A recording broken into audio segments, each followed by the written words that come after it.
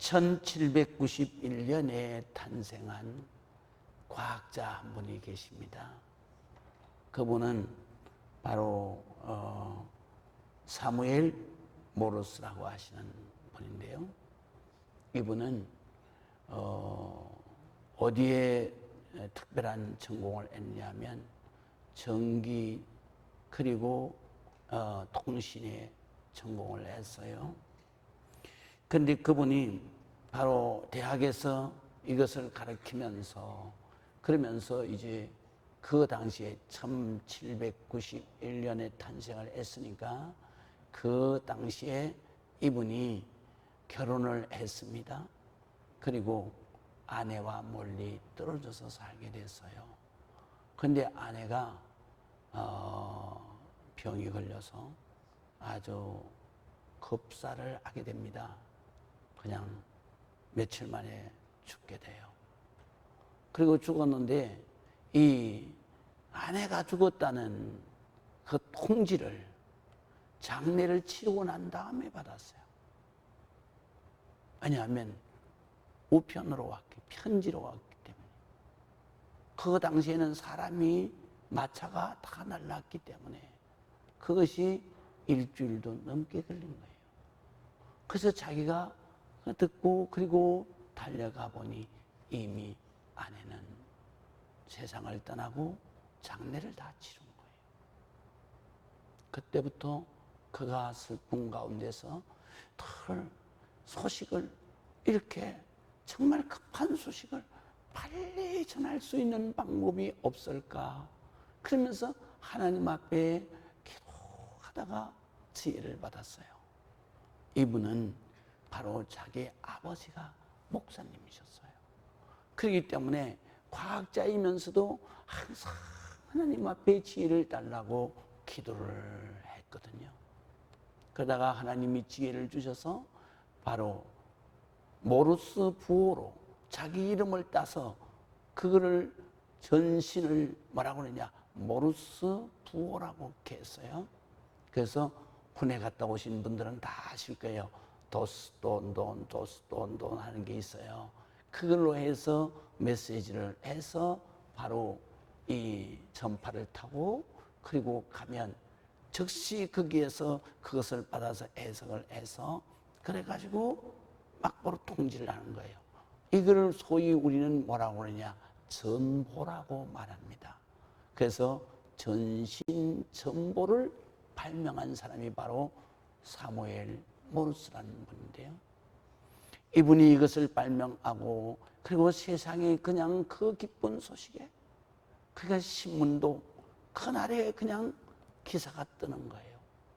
그리고 또 이런 이 소식도 그저 하루면 그냥 소식이 전달되는 거예요. 세상이 변해버린 거죠. 지금은 내 손 안에 세계의 모든 움직이는 게 다 보이잖아요. 그러나 그때는 그렇지 않았어요.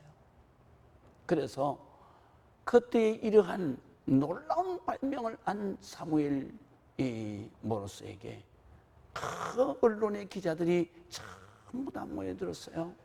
그리고 그 사무엘 모르스에게 이런 기자회견에 질문을 했습니다.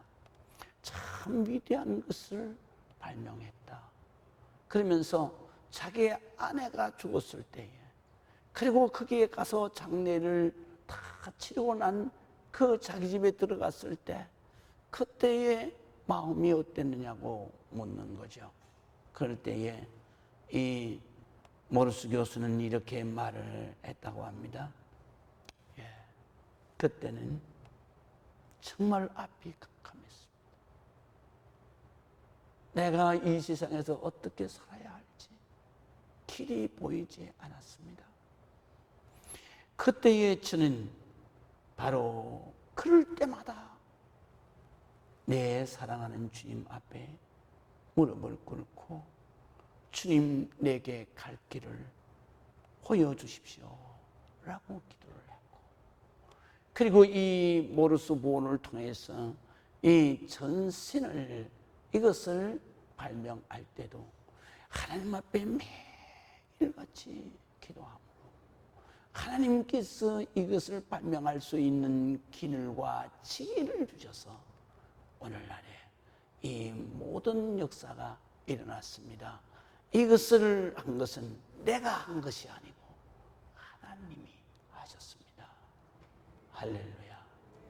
우리는 이 땅 위에서 살아가면서 가장 중요한 것이 뭐냐? 바로 앞이 캄캄해서 앞이 보이지 않을 때 우리는 방금 영상에서 본 것처럼 이것을 가지고 걱정을 하고 사람에게 걱정할 때에는 근심과 염려와 원망일 뿐이 다른 것은 나올 수가 없는 거예요.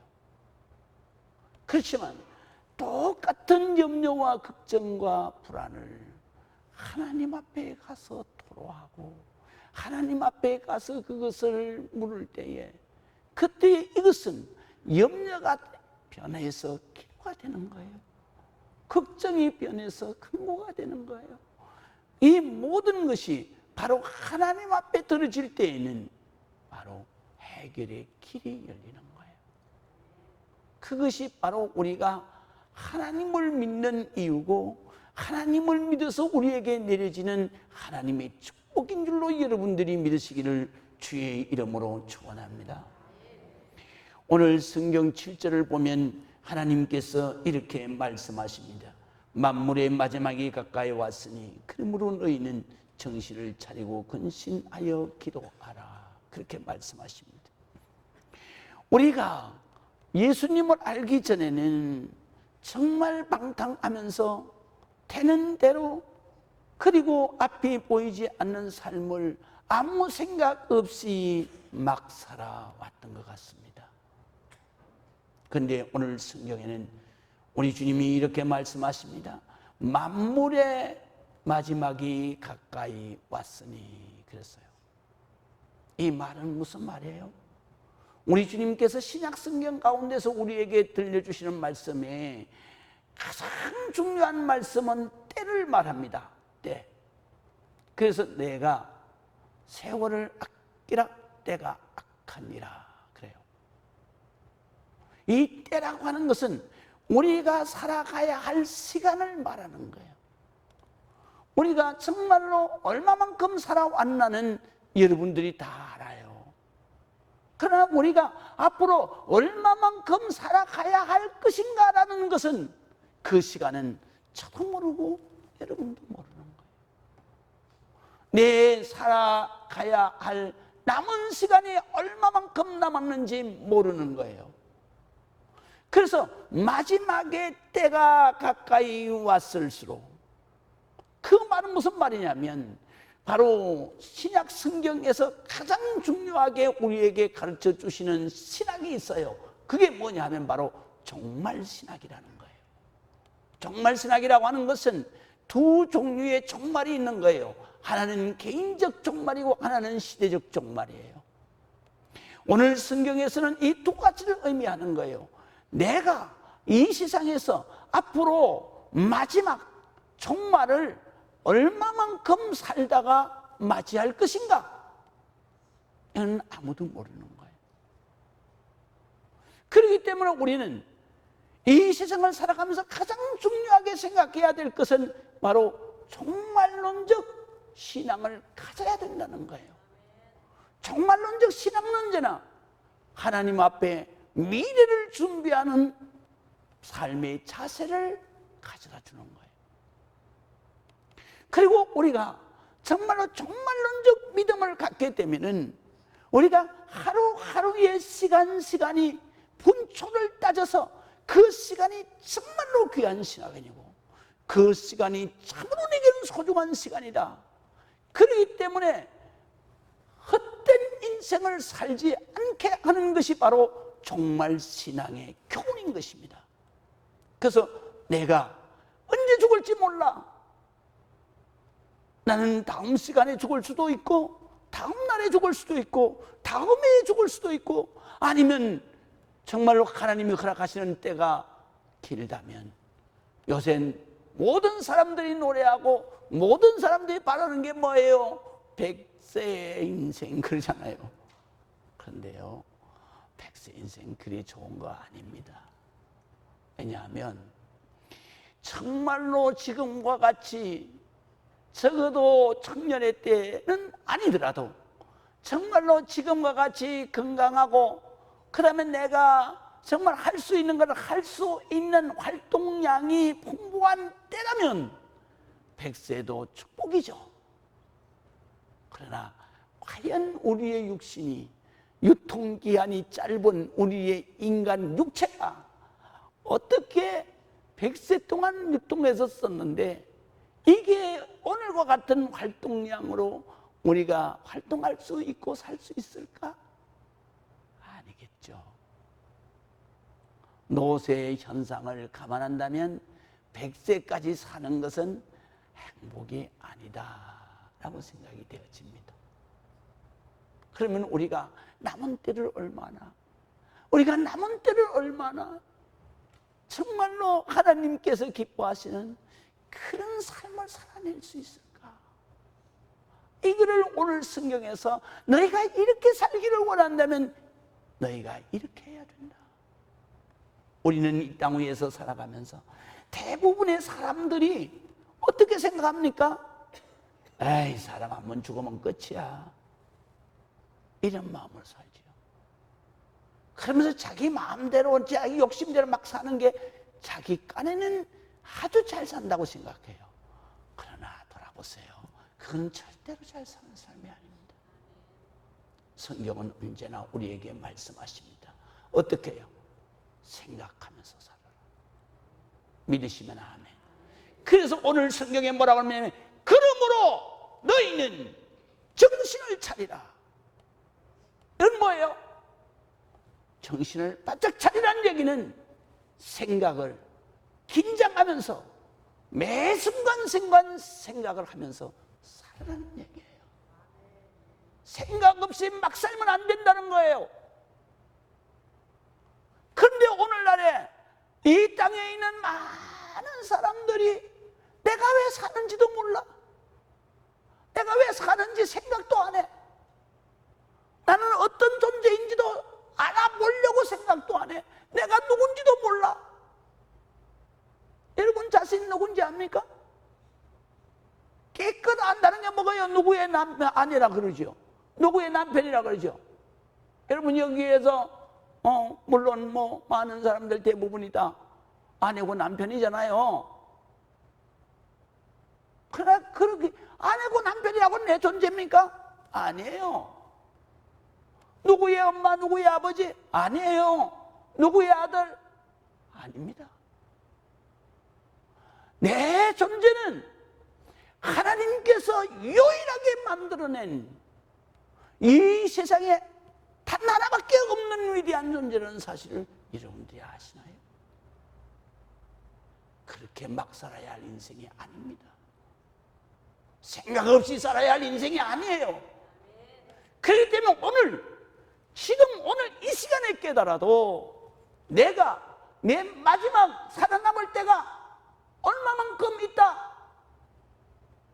그것을 내가 정말로 알지 못한다. 그랬을 때 네가 정신을 차려야 된다. 다시 말하면 내가 생각을 잘해야 된다는 거예요.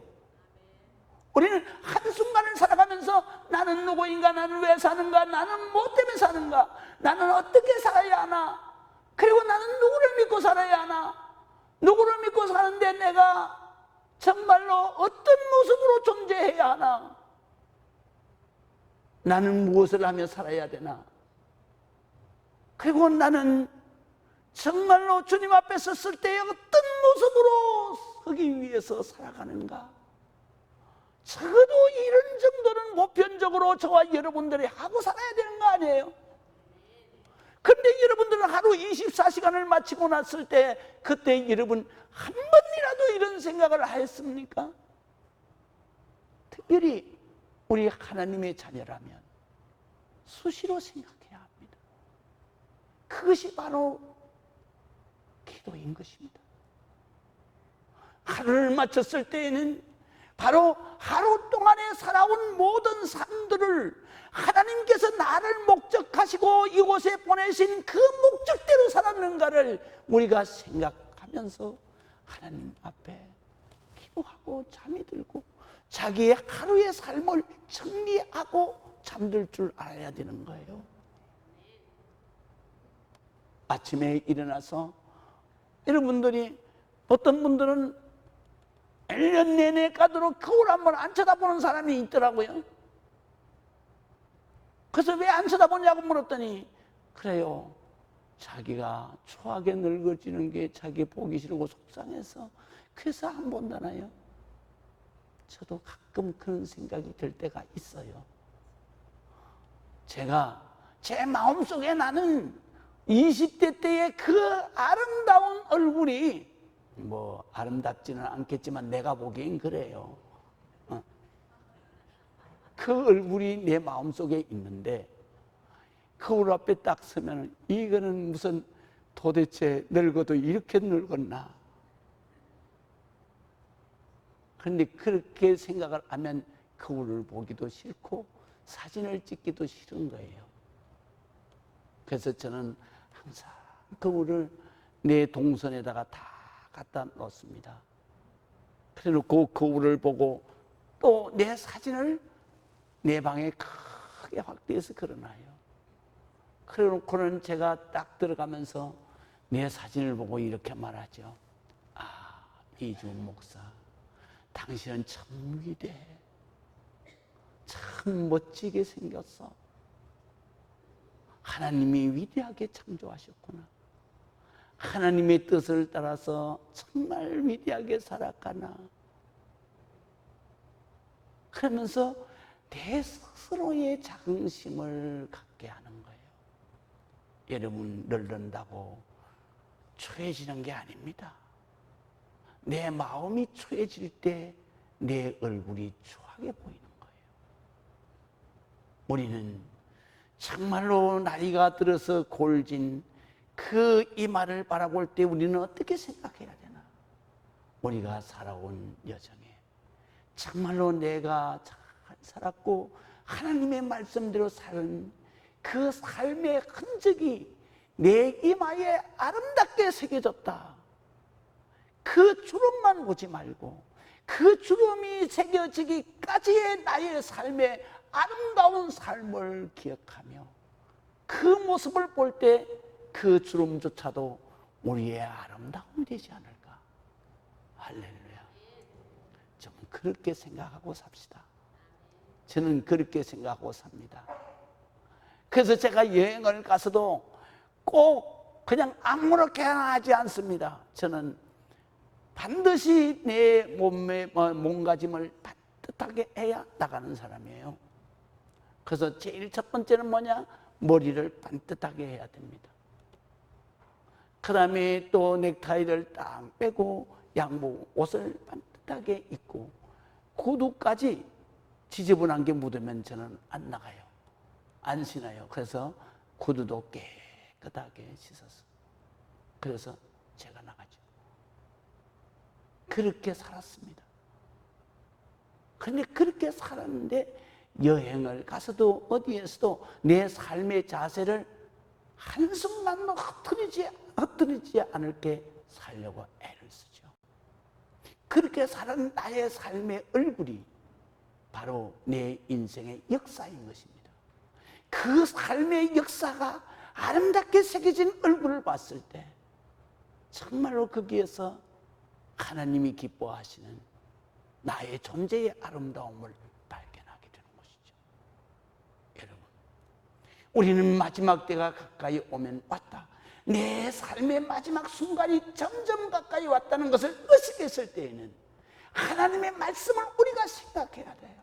그 생각하는 첫 번째가 뭐냐? 내가 정신을 바짝 차려야 된다. 생각 없이 살면 안 된다는 거예요. 믿으시면 아멘. 정말로 지금 우리가 살아가는 시간은 정말로 귀중하고 소중한 시간이에요. 하루가 아까운 게 아니에요. 한 시간이 아까운 거예요. 정말로 1분이, 한 시간이 그렇게 헛되게 보낼 시간이 아니에요. 단 1초라도 결코 헛되게 보내면 안 되는 거예요. 이것이 바로 정신을 차리고라는 의미예요. 두 번째, 우리는 정신을 차려야 되고, 두 번째는 뭐냐면 이렇게 말씀하세요. 근신하고. 예, 근신한다는 말은 무슨 말씀이냐면요, 내 마음에 잘못된 생각을 자제하라, 이런 뜻이에요. 우리에게, 우리의 마음속에 수많은 마음의 생각들이 좋은 생각만 나는 게 아니잖아요. 잘못된 생각을 자꾸 절제하고 자제하라 그래요. 그럼 잘못된 생각이 뭘까요? 야고보서에 보면 이렇게 말씀하세요. 내 마음의 욕심이 잉태하여 죄를 낳고 죄가 장성하면 사망을 낳느니라. 너의 인생이 허망하게 멸망으로 끝나는 것은 너의 마음속에 욕심의 생각이 문제다라는 거예요. 욕망의 생각이 문제다라는 거예요. 이것을 자제하라는 거예요. 이 세상에 살아가는 수많은 사람들이 매일같이 수도 없이 수만 가지를 생각하며 살아가지만, 그 많은 사람들 중에서 모든 사람들의 생각이 과연 어떤 생각을 하고 살아갈까? 대부분의 사람들이 바로 자제해야 할 생각, 절제해야 할 생각으로 온통 하루를 살아가는 사람들이죠. 자기의 욕심을 어떻게 관철시킬까? 자기의 욕망을 어떻게 해결할까? 자기의 그 계획을 어떻게 내가 성취시킬까? 이런 생각밖에 없잖아요. 이것은 욕심이 죄를 낳게 하는 거예요. 자기가 안 되니까, 욕심대로 안 되니까 불법을 동원하고, 불법적 수단을 동원하고, 그리고 남의 것을 갈취하고, 그리고 남을 속이고. 그래서 욕심의 생각은 반드시 우리가 자제해야 된다. 왜 자제해야 되느냐? 이것은 후회할 생각이기 때문에, 그 욕심대로 되면은 내가 망하기 때문에. 그래서 우리는 내 삶 살아남을 때가 가까이 오면 가까이 올수록 우리는 욕심과 욕망의 생각, 사고를 자제해야 되는 거예요. 그래야 멸망으로 끝나지 않는 것입니다. 그 다음에 기도하라는 것이죠. 기도하라. 여러분, 우리 주님이 우리에게 이 땅에 오셔서 가장 강력하게 말씀하신 게 뭐냐면, 시험에 들지 않도록 깨어있어 기도하라. 믿으시면 아멘. 우리가 이 세상을 살아가면서 우리 주님은 이 한마디만 말씀하신 것이 아닙니다. 골로새서 4장 2절에도 보면 기도를 항상 힘쓰고 기도에 감사함으로 깨어 있어라, 그렇게 말씀하십니다.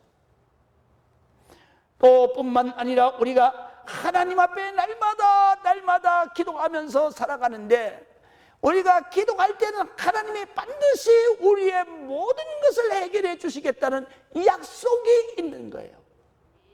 그래서 예수님께서 이렇게 말씀하시죠. 기도 외에는 이런 유가 나갈 수 없느니라. 여러분, 왜 주님께서 이렇게 말씀하시는데 기도하지 않나요? 우리는 기도해야 살 인생입니다. 기도하고 살아야 할 인생입니다. 기도로 이어서야만 하나님의 축복을 누리고 살 수 있는 인생인 것입니다. 그렇기 때문에 우리는 바로 적어도 하나님의 자녀는 기도가 끊이지 않아야 된다는 거예요. 오늘 성경에도 내 남은 살아갈 때가 정말로 얼마 남지 아니해서 가까이 왔다는 것이 의식될 때에는 내가 기도해야 되는 것이다. 믿으시면 아멘. 왜 그럴까요? 우리 주님이 기도 외에는 이런 유가 나갈 수 없느니라 하시는 이유가 뭐냐면요, 이런 유라고 하는 것은 인간의 힘으로 가능하지 아니한 불가능한 것을 기도로밖에는 해결할 수가 없다는 거예요. 그래서 사람으로서는 할 수 없으되 하나님으로서는 다 하실 수 있느니라. 하나님이 하시는 일이 뭘까요? 인간이 할 수 없는 일, 내가 할 수 없는 일, 하나님이 이루어 주시는 것을 뭐라고 말하느냐? 성경에는 기적이라고 말해요. 또 다른 말로는 이적이라고 말해요. 또 다른 말로는 기사라고 말해요. 또 다른 말로는 표적이라고 말합니다. 표적이 뭔지 아세요?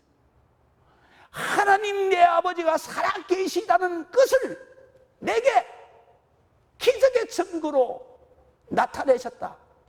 그게 바로 표적이에요. 여러분 믿으셔야 돼요.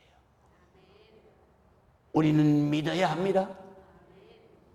내가 할 수 없는 일 기도하면 하나님이 해결해 주시는 거예요. 그래서 이 사실과 진실을 날마다 경험하면서 살았던 사도 바울이 빌립보서 4장 13절에 이렇게 말씀하세요.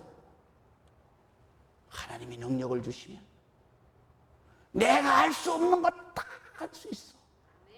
하나님이 능력을 주시면 내게는 반드시 기적이 일어나. 그 기적으로 캄캄한 내 앞의 삶을 해석하는 거야. 그래서 하나님이 능력을 주시면 능력 주시는 자 안에서 내가 모든 것을 할 수 있느니라. 안 되는 게 없다는 거죠. 안 되는 게 없는 놀라운 기적은 어디에서부터 오느냐? 내가 그만큼 하나님 앞에 애절하게 기도하고 하나님 앞에 부르짖고 간구하고 하나님 앞에 아랠 때 역사가 일어나는 거예요. 그래서 오늘 성경에 너의 남은 때가 얼마 남지 않은 것을 의식했을 때 너는 기도해야 되는 것이다. 믿으시면 아멘. 그래서 정말로 우리 교회가 다른 교회 같지 아니하게 1년에 한 번씩 50일을 기도하잖아요. 50일을 기도하는데 기도하시는 모든 분들이 정말로 기적 같은 삶을 살아가고 있잖아요. 여러분 기도해야 합니다. 50일 기도 가운데서 지금까지 한 번도 안 나왔어도 아직 15일의 기도 시간이 남았습니다. 여러분 이렇게 우리가 50일 기도를 통해서 올해를 멋들어지게 살고 만약에 내년도 하나님이 우리에게 허락하신다면 내년도 역시 이 기도의 은혜로 살아갈 수 있는 그런 여러분들이 되시기를 주의 이름으로 축원합니다. 8절 보겠습니다. 무엇보다도 뜨겁게 서로 사랑할지니 사랑은 허다한 죄를 덮나니라. 여기에 보면 뜨겁게라는 그 말이 바로 전의 성경에는 열심히 이렇게 돼 있어요. 전의 성경에는 무엇보다도 열심히 서로 사랑할지니 사랑은 허다한 죄를 덮느니라. 이것은 헬라어의 특성이 그래요. 이 사랑이라고 하는 단어 속에 바로 무슨 의미가 가지고 있느냐면 뜨겁게 정열적으로 라는 의미도 있지만 하나님의 사랑은 인간의 사랑과 같이 아니하다 그랬어요. 하나님의 사랑, 인간의 사랑과 같이 아니한 것이 뭐냐면 바로 인간의 사랑은 뜨겁게 확 타고 딱 끝나요. 그런데 여기에서 말씀하시는 하나님의 사랑은 뜨겁게 정열적으로 그러면서도 꾸준히 열심히 그리고 지속적으로 이런 의미를 가지고 있어요. 그래서 이 사랑은 인간적 사랑이 아니라 그리스도 하나님의 사랑은 이런 속성을 가지고 있는 거예요. 하나님이 우리에게 사랑을 주시고 우리를 사랑하시는데 그것은 사람이 사랑하는 것과 같지 아니에요. 사람이 사랑하는 것은 뜨거운 사랑일수록 쉽게 끝나는 거예요. 그러나 그리스도를 통한 하나님의 사랑은 뜨거울수록 그것이 지속적인 거예요. 얼마나 지속적이냐? 영원하다는 거예요. 그래서 우리 하나님께서는 우리를 이렇게 사랑하신 것을 바로 스가랴 성경에는 기록하고 있죠. 우리 하나님께서 우리를 창조하시고 우리를 이 땅 위에 우리가 탄생할 때에 저와 여러분들이 탄생할 때에 부모님들도 물론 기뻐했겠지만 하나님 아버지가 제일 기뻐하셨겠죠. 그 하나님 아버지가 바로 우리가 탄생하실 때 스가랴 선지자는 이렇게 말해요.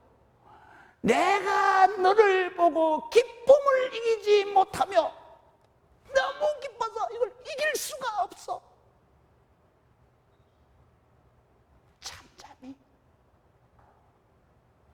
수가 없어. 그렇게 우리를 사랑하셨다는 거예요. 할렐루야. 저는 이 말씀을 읽고 묵상할 때마다 내 가슴에 막 부풀어 올라요. 이 세상에서 나를 그렇게 사랑하신 존재가 있을까? 없죠. 여러분, 우리 하나님 아버지는 저만 그렇게 사랑했겠어요? 여러분들도 마찬가지예요. 그런 사랑으로 너희가 더불어 사는 가정에서, 더불어 사는 교회에서 내가 그렇게 사랑하고 살아. 믿으시면 아멘. 우리는 사랑해야 합니다. 그리스도의 사랑으로 우리는 사랑해야 합니다. 내가 너를 사랑하니 너희가 서로 사랑하라. 믿으시면 아멘. 그런데요, 나도 살아봤는데요, 같이 사는 사람이요, 그렇게 사랑스럽다 그러면요 문제가 없게요. 그런데 그렇게 안 되더라고. 그런데 제가 살아가면서 성경을 읽으면서 믿음으로 살다 보니까 그게 길이 보이더라고요. 왜냐하면 항상 상대를 볼 때에 이쁜 모습만 보는 거예요. 아멘 안 하시네? 그리고 이쁘지 않는 것은 금방 잊어버리는 거예요. 그리고 좋은 행동만 보는 거예요. 그것만 기억하는 거예요. 나한테 막 싫은 그런 거는 보는 순간 잊어버리는 거예요. 내 머릿속에서 싹 뽑아버리는 거예요.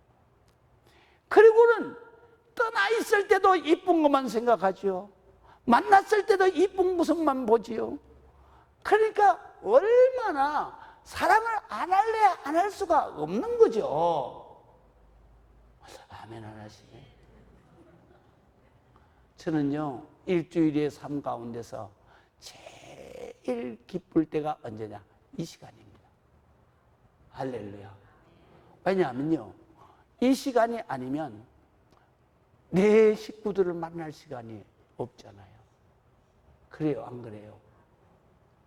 그래서 여러분들에게 가장 내가 이쁘고 사랑스러운 첫 번째 이유를 내가 말씀드릴게요. 뭐냐면요, 내가 이렇게 못하는 설교를 아주 기쁘게 들어주고 이걸 갖다 이 설교를 가지고 마음에 새겨주는 것 그 자체가 어떤 것과도 바꿀 수가 없는 여러분들의 그 사랑스럽고 아름다운 모습이죠. 그래서 나는 이 시간이 제일 행복한 거예요. 여러분도 그렇습니까? 또 여러분들 중에서 아이고 목사님이 말이야 오늘도 그냥 말씀의 책찍으로 뒤를 때릴까 앞으로 칠까 옆으로 칠까 아이고 패고 두들기고 맞고 그러질 않아. 제가 안 그러려고 애씁니다. 그러니까 여러분 또 내가 하다 보면 나도 모르게 성령님 시키면 그냥 해버려요. 그런데 내 마음은 그렇다. 이제 이해가 되시죠? 그래서 성경에는 우리 주님이 우리에게 항상 말씀하시는 게 뭐냐면 사랑해야 된다. 무엇보다도 어떤 것보다도 가치 있는 모두에게 너는 뜨겁게 사랑해야 된다. 꾸준히 사랑해야 된다. 지속적으로 열심히 사랑해야 된다. 그러니까 만나면요 가서 그냥 손잡고 정말 멋있어, 예뻐, 사랑스러워, 사랑해 이래야 되는 거예요. 아멘을 안 하네. 그러면 목사님 진심이 아니잖아요. 여러분 진심이 아닌 것도요 입으로 시인하면 다 진심이 되는 겁니다. 믿으시면 아멘. 그래서 로마서 10장에 말했잖아요. 뭐라 그랬어요? 바로 마음으로 믿어 의에 이르고 입으로 시인하여 구원에 이르느니라. 믿으시면 아멘. 그러니까 그냥 이쁘다, 사랑스럽다, 너무 사랑해 이러면요 한 달만 그렇게 살아보세요. 진짜 사랑하는 천사가 앞에 있을 거예요. 아멘. 아멘 안 하시네. 자, 시간이 다 됐으니까 제가 그만해야 되겠어요. 마지막 성경 보겠습니다. 자, 우리가 9절에서부터 11절을 쫙 읽습니다. 서로 대접하기를 원망 없이 하고, 그리고 각각 은사를 받은 대로 하나님의 여러 가지 은혜를 맡은 선한 청지기같이 서로 봉사하라. 만일 누가 말하려면 하나님의 말씀을 아는 것 같이 하고, 누가 봉사하려면 하나님의 공급하시는 힘으로 하는 것 같이 하라. 이는 범사의 예수 그리스도로 말미암아 하나님의 영광을 받으시게 하려 함이니 그에게 영광과 권능이 세세 뭉토록 있느니라. 아멘. 제가 몇 가지만 짚을게요. 하나는 봉사하면서 살아라. 내 인생을 살지 말고 섬기면서 살아. 섬기면서 사는데 제일 중요한 건 뭐냐? 대접을 잘해라. 대접. 믿으시면 아멘. 대접을 잘해야 돼요. 대접을 할 때 원망 없이 하라. 이 말은 뭐예요? 봉사할 때 원망 없이 하라. 이 말은 뭐예요? 바로 내 마음에 원망이 들면 안 된다는 거예요. 대접을 하는데 아까운 생각 들면 안 된다는 거예요. 원망 없이 하라. 이 대접하는 것은 뭐를 하기 위해서 대접을 해요? 예수님을 알리기 위해서, 예수님을 믿게 하기 위해서. 그래서 대접을 원망 없이 하는 것은 전도의 뿌리인 것입니다. 그 다음에 내가 말을 할 때에는 어떻게 말을 해야 돼요?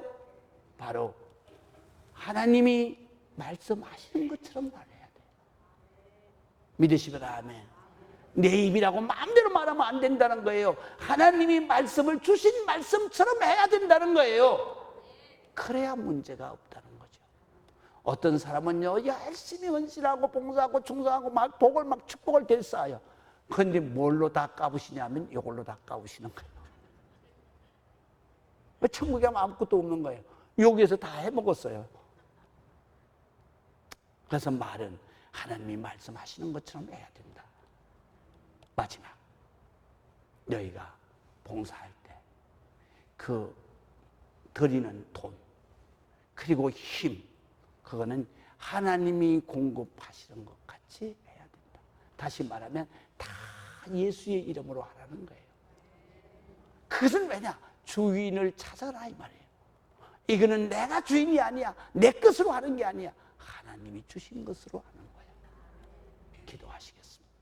하나님의 은혜를